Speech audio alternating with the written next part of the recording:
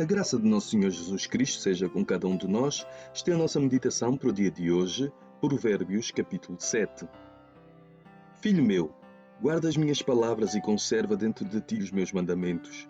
Guarda os meus mandamentos e vive, e a minha lei, como a menina dos teus olhos. Ata-os aos dedos, escreve-os na tábua do teu coração.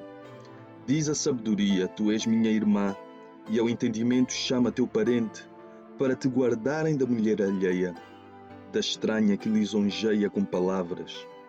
Porque da janela da minha casa, por minhas grades, olhando eu, vi entre os simples, descobri entre os jovens, um que era carente de juízo, que ia e vinha pela rua junto à esquina da mulher estranha e seguia o caminho da sua casa. À tarde do dia, no crepúsculo, na escuridão da noite, nas trevas.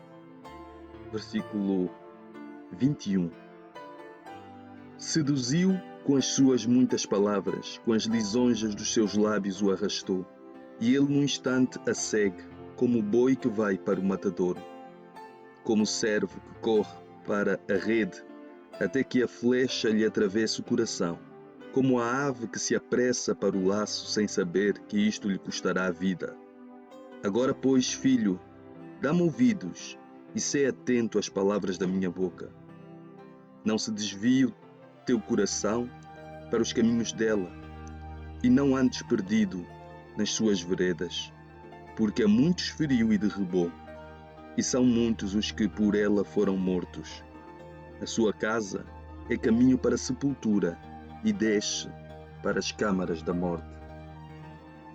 Neste capítulo continuamos a escutar os conselhos de um pai preocupado com o seu filho, preocupado que este viva de forma sábia. Em todas as áreas da sua vida, o pai tinha esta preocupação. Anteriormente já vimos uma advertência contra a mulher adúltera, mas aqui o pai volta novamente a este tema e mostra um retrato de como esta mulher usa estratégias para seduzir os homens. É importante referir mais uma vez que homens adúlteros também usam as suas artimanhas para seduzir e destruir a vida de muitas mulheres. O pai foca-se na mulher adúltera porque estava naturalmente a aconselhar um filho e não uma filha. É necessário dizer também que aqui a mulher adúltera também pode representar tudo o que é contrário à verdadeira fé em Deus, ou seja, o pecado. Representa a sedução do pecado que nos rodeia a vida de todo ser humano. Contra ele, contra este pecado, precisamos de lutar a cada dia. Mais uma vez, a exortação do pai começa com uma expressão, filho meu. Com esta expressão, o pai demonstra o laço que os liga. Ele já anteriormente disse que os pais repreendem os filhos a quem amam. Os pais também aconselham os filhos porque os amam e querem preservá-los de determinados caminhos. A exortação é para que o filho guarde as suas palavras. Os bons conselhos deviam ser guardados no coração porque fariam falta à vida do filho mais tarde ou mais cedo. O pai pede ao filho que ate os mandamentos aos seus dedos. Os judeus ortodoxos até hoje têm a prática de atar fitas com mandamentos escritos para se recordarem deles constantemente. Não se sabe ao certo quando esta prática teve início, mas aqui vemos que o pai pretende que o filho tenha na sua mente sempre presente os seus mandamentos. O ato de atar os mandamentos aos dedos traz a ideia de que em tudo que o filho fizesse, usando as mãos, se lembraria dos mandamentos do seu pai. E é assim que deve ser também conosco em relação à palavra de Deus. Que as nossas obras, que as obras das nossas mãos espelhem os mandamentos do Senhor, espelhem os mandamentos do nosso Deus. Portanto, aquilo que nós fizermos com as nossas mãos, antes de fazermos, naturalmente, nós nos lembraremos dos mandamentos do Senhor e desta forma poderemos viver de acordo com a sua vontade. O pai também adverte o filho a escrever os mandamentos na tábua do seu coração. Temos aqui claramente uma linguagem figurativa. O que se pretende é que o filho memorize os ensinos do pai. O coração é também relacionado com as emoções, portanto, O filho deve deixar que os mandamentos do pai guiem as suas emoções. O mesmo deve suceder conosco em relação à palavra de Deus. As nossas emoções, os nossos sentimentos devem estar cativos à palavra do Senhor. É por isso mesmo que a palavra do Senhor nos diz que enganoso é o coração e desesperadamente corrupto. Portanto, este nosso coração, a forma que temos de o purificar é precisamente guardando nele a palavra do Senhor, porque senão seremos enganados pelas nossas emoções. A palavra do Senhor deve moldar o nosso caráter e ela é poderosa efetivamente para fazer isto. Quando isto acontece, nós somos guardados, por exemplo, como o Pai aqui nos diz, da mulher adúltera, do pecado no geral, somos guardados.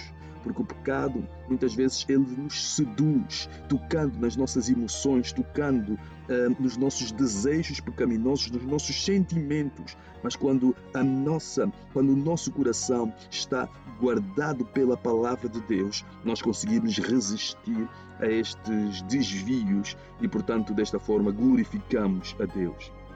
E é assim que também nós crescemos em sabedoria, guardando a palavra do Senhor no nosso coração.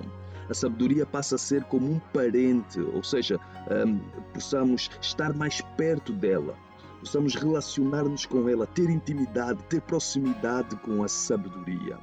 Isto é necessário para o nosso dia a dia, porque desta forma somos preservados dos maus caminhos, dos maus intentos, somos, portanto, preservados porque de outra forma não teríamos possibilidades de escapar das armadilhas do pecado.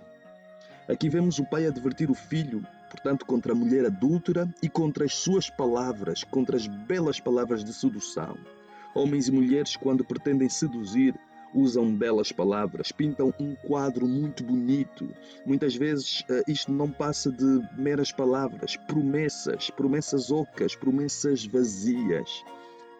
As mais belas palavras são aquelas que nós encontramos na palavra do Senhor. São as palavras que nos falam da graça de Deus em Cristo Jesus, que provou o seu amor por nós ao morrer no nosso lugar para termos acesso ao Pai, para recebermos em nós o seu Espírito Santo que testifica, que confirma no nosso interior que somos filhos de Deus.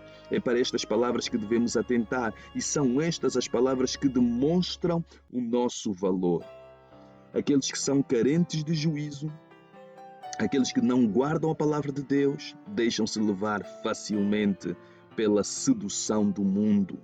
O verdadeiro juízo e sabedoria são adquiridos somente pela palavra de Deus. O pai conta ao filho que um jovem sem juízo caiu na armadilha daquela mulher. Deixou-se levar pelas suas palavras, pela sua forma de se vestir.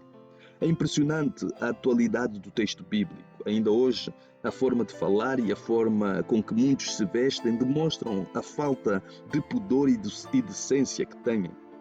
Que o Senhor nos ajude e que mesmo, por exemplo, no tempo mais quente, como o verão, que nós nos vestamos, que nós possamos vestir-nos com decência e com pudor. O jovem olhou para a forma com que aquela mulher se vestia, ouviu as suas palavras, as suas promessas de sexo, desfrutar do prazer sexual de forma fácil e completamente descomprometida e caiu na armadilha, deixou-se levar. É o que acontece ainda hoje. Muitos querem ter apenas um envolvimento sexual sem qualquer compromisso. Quando aceitamos isto, estamos a tratar o nosso próprio corpo e o corpo da outra pessoa como um objeto. É isso que o diabo quer que as pessoas pensem e é isto também que ele quer que as pessoas sintam, que se sintam como meros objetos. Nós somos valiosos, a nossa intimidade é valiosa e é por isso que deve ser preservada pelo casamento. Não somos objetos e não devemos deixar-nos usar como se fôssemos objetos.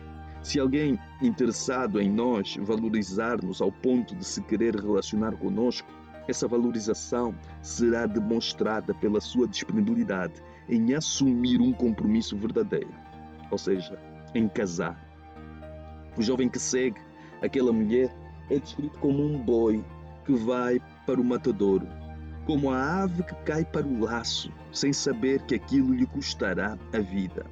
Assim é o jovem sem juízo que se deixa levar pelo pecado, desprezou a palavra de Deus, agora percorre o caminho da destruição, o caminho da morte. Que Deus nos livre, que Deus livre as pessoas a quem amamos e por elas possamos orar. O pai termina advertendo o filho, mais uma vez, a dar ouvidos às suas palavras. Os bons conselhos devem ser sempre escutados, e não há melhores conselhos do que os que encontramos na palavra de Deus. Estes são conselhos de vida, de paz, de alegria. São conselhos de vitória. Guardemos no nosso coração.